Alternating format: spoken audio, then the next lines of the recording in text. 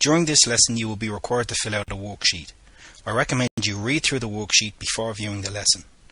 In order to give you time to do this, you can use the pause button at the bottom of the screen.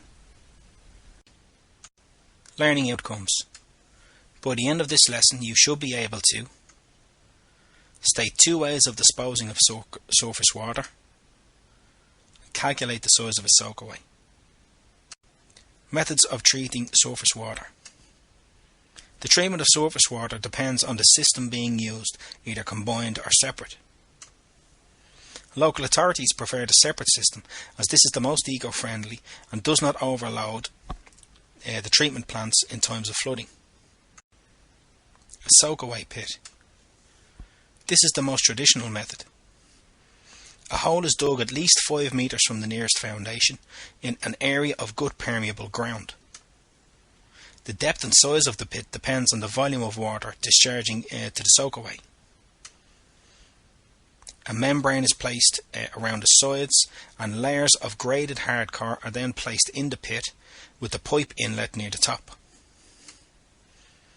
A cover membrane is placed in position before the top soil is placed. Here we can see a diagram of a typical soakaway.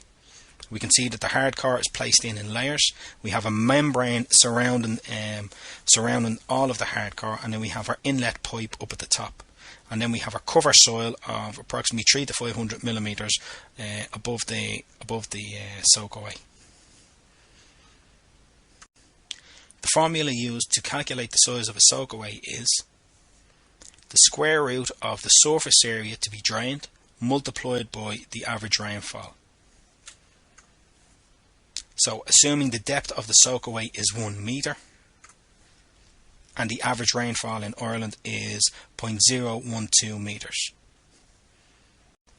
Example: if a shed has a roof 6 meters long and 4 meters wide, then the area of the roof is 24 meters squared. 4 sixes is equal to 24. We allow for an average rainfall of 0.012 meters, therefore 12 millimeters of rainwater.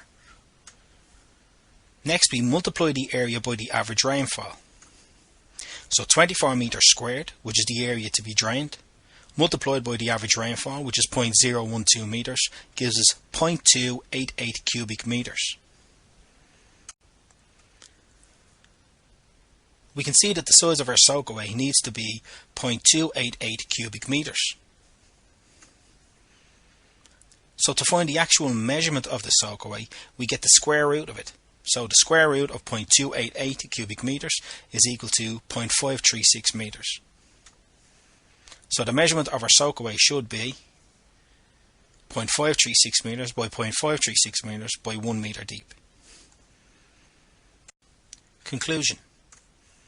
Surface water goes back into the natural waterways, for example through a soakaway or river, or is treated along with other water types.